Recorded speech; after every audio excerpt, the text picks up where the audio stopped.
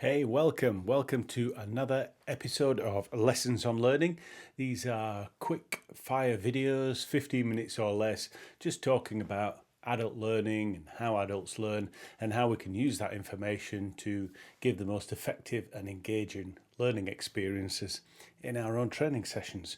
So today is it's a little bit about personalities as well as actual pedagogy as well as actually teaching, and it's a little bit about recognizing those personalities and how best to accommodate them. Now, let me just say first and foremost that I'm not a big fan of learning types. There's a lot of stuff out there about different types of learners, different kinds of learners, and I'm talking things like audio, kinesthetic, visual. I'm talking about learners that prefer to learn in this way or that way, or have this personality trait, that personality trait.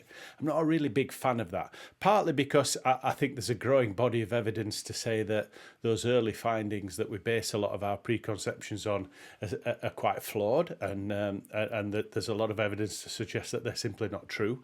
But also I think a lot of the questionnaires that you fill in when you find out what kind of learning style you are, to me they seem a bit coercive. They kind of narrow you down to this or that options, when sometimes the answer's a lot more nuanced than that, and they kind of force you to answer things in certain ways. So I just don't think it gives a very good reflection of how people like to learn. But there's the difference. I'm not so much about, I've done videos before about learning types. I'm not sure there are learning types. I think there are learning preferences. I prefer to learn this way.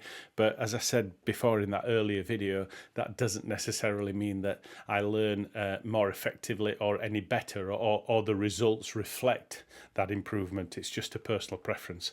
So, but I am a believer in the fact that all of our learners have got different personalities. That's really what I wanted to talk about in this particular episode. It was about different personalities, and not so much even recognizing those personalities, but well, actually, no, that's not true. It is about recognizing these personalities and also responding to them in an appropriate way. So let's get straight into it, and let's have a quick look. I want you to imagine that we'll have a look on here. I want you to imagine that we've got a couple of axes like this. And one axis, really, this axis here is really all about whether somebody is very task driven. So in other words, they're really into the task, and this one, or they're more people driven. So people on this side of the axis, they're much more into people rather than jobs. They want to work in teams, they want to collaborate, they want to work together, more about building relationships than completing a particular project. Here, people are very task driven. They'd really focus, get on with things, get the task done, even if it means at the expense of this thing over here. So again, you can be on a sliding scale this way or that way. Most people are somewhere kind of in the middle, slightly to the left or slightly to the right, but somewhere on there. It's rare that someone would be extremely over here or extremely over here. So you've got task versus people. The other thing that I want you to think about is somebody who is very outgoing. They're not afraid to step forward, speak their mind, say what they think, raise their hand, get involved. They're quite direct, versus somebody who is quite reserved. And again, this is kind of like an axis, so you could have people going up and down this at different times for different reasons, and it'd be very unusual to find somebody that was all the way up here or all the way down here. We usually hear. But think about people being on this kind of place somewhere. So for instance, you might have somebody who is up here, for instance, and they're very much geared more towards people than they are towards a particular task. They would much rather collaborate, they would much rather socialize, and they're able to complete tasks in a sociable way, by collaborating and being among other people. They don't like to be alone, they like to be with other people. And perhaps they're also up here. So they're in this quadrant here. So they're quite outgoing, quite outspoken. They're happy to be in the mix with it all. And they're up here somewhere. You could equally have somebody that's very task driven. They're not too bothered about socializing, not too bothered about talking to people or getting involved with people. They'd rather just get their head down, get on with the task at hand. And they might be down here too. So they might be somewhere here. So they're quite reserved, quiet. We all know somebody who's just happy to get on with their work and not get involved with anybody else. They're not necessarily like sort of miserable or particularly unsociable, but they just kind of like to get on with their own thing and do their own work in a reserved manner. And so these are kind of like the extremities, if you like. And you're going to find learners who are very outgoing and very people orientated. They're going to be up here. You're going to find learners who are in the opposite. They're quite reserved, but they could still be people orientated. They might like working in a partnership. They might like working with somebody else. They might be concerned about how people think, feel, react. So they're concerned about people, but they're still quite reserved, not particularly outgoing. And you're going to have learners over here who just want to get on with the task. They just want to get it done, get it completed, and they're happy to shout about it and to be kind of like loud about it. Hey, I've done this. I finished. Here's me. Or perhaps they're quite reserved and they sit back and wait for you to come over to them. And so I'm sure you can already recognize people in your life or learners in your classrooms that fit on this kind of this kind of matrix. And I want you to think about what we do with these people. And how they work. So the more you have somebody up here, let's talk about this outgoing to reserved matrix here. The more people move up and down this, the more they're going to respond to different teaching styles. And it might sound counterintuitive, but outgoing people, they tend to be very kind of direct. They tend to be very kind of pragmatic. They just want to get on with it. And they kind of like to know what's going off. So they respond quite well to being told what to do. Okay, so here's what it is. Here's what we need to do. Here's this. Here's what they respond quite well to that, really, to something a bit direct. They don't like to be messed around too much, and they don't like too many nuances. Whereas down here, they could be just a little bit more. Obviously, they're more reserved. They could be a little bit more reflective. So, they like to think about things a little bit. They could be a little bit more theoretical. So they like to kind of think things through, and they like to know what the processes are. And these people respond to a little bit more of a gentle ask methodology. So, is it okay if I share this with you? How about if we try this? Have you considered doing that? There are these things here. Which would you like to work on first? So they enjoy that slightly more gentler approach. And again, I'm choosing these words carefully. They're general words. Obviously, if you've heard me talk about teaching before, you've heard me talk about the fact that teaching is 90% ask. So I'm not saying that if you've got somebody that's outgoing, you should never ask him a question. But what I'm saying is make the questions quite direct. Just be direct with the questions. Don't be too nuanced, and don't kind of like dance about too much. They prefer a little bit more directness. Whereas these people prefer a little bit more consideration, a little bit more gentleness. So you've also then got people who are task orientated, or people who are very people orientated.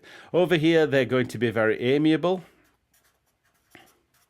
So that means they're going to be happy to go with the flow and go with the crowd. Oh, I'll just do what everybody else wants to do. Oh, yeah, if they want to do that, that's fine. Excuse me. They won't often volunteer. They're not going to volunteer for leadership. They're quite happy to be, to sort of be with the crowd, really, and to kind of like blend in with the crowd. They're not going to put their hand up and push forward and take leadership. you can ask these people to take a lead role, and they will, but they'll do it very democratically. Instead of telling people what to do, they'll gather everybody around and say, okay, so what do you think we should do? What sounds like a good plan?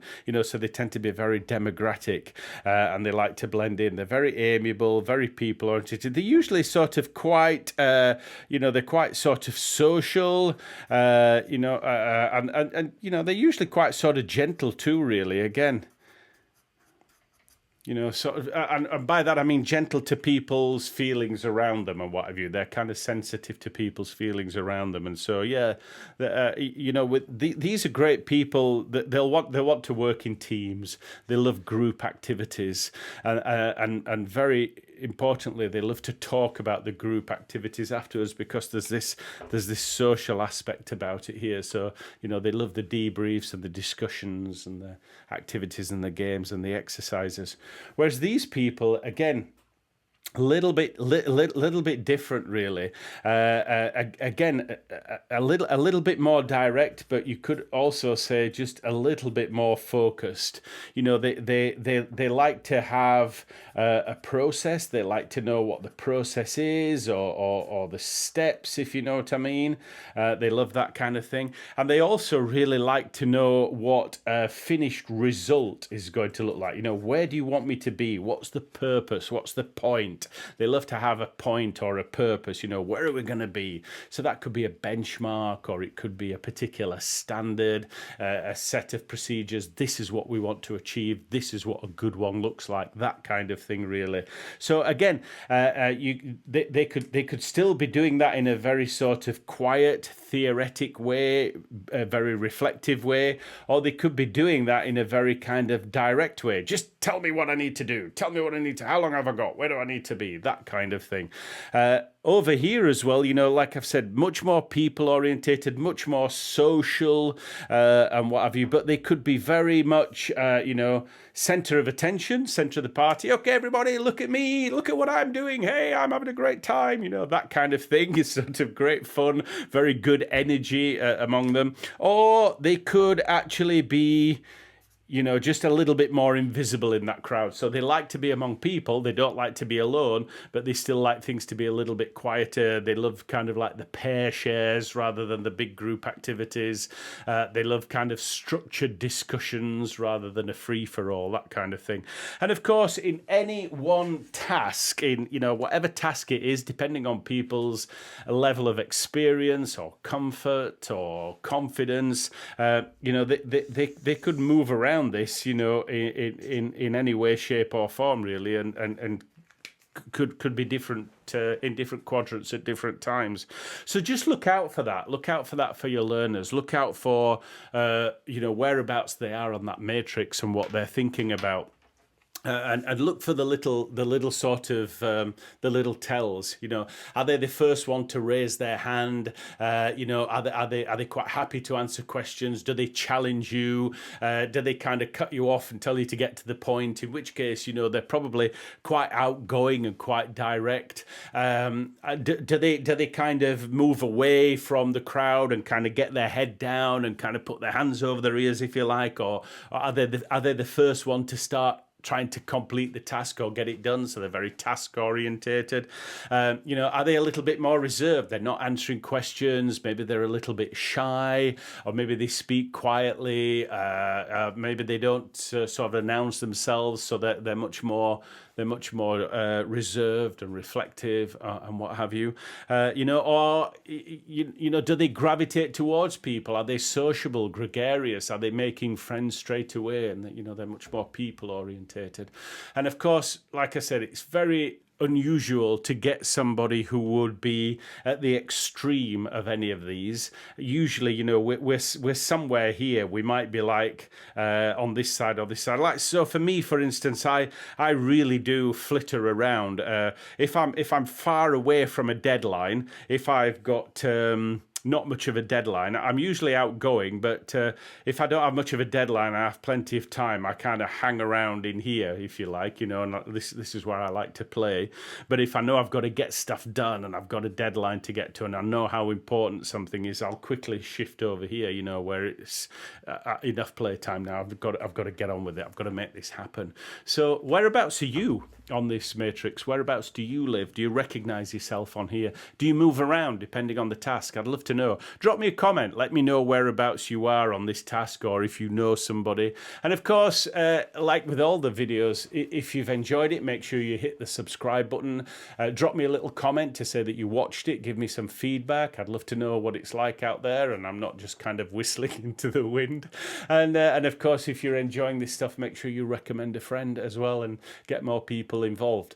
Finally, if there is something that you'd like me to discuss, or there's a question that you've got you'd like me to do a quick video on, again, just drop that in the comments. I'll do a video, or you can reach out to me here. Well, there it is. Said it in the wrong way. Chris Moody Hair on all social media channels. Most importantly, just make sure that you give the channel a like, subscribe it. I'd love to be able to do more of these videos. I really enjoy reaching out to people. I think that's just about it, my friends. We're just about finished. So thank you again for spending this time with me. I'll be back soon. Take care.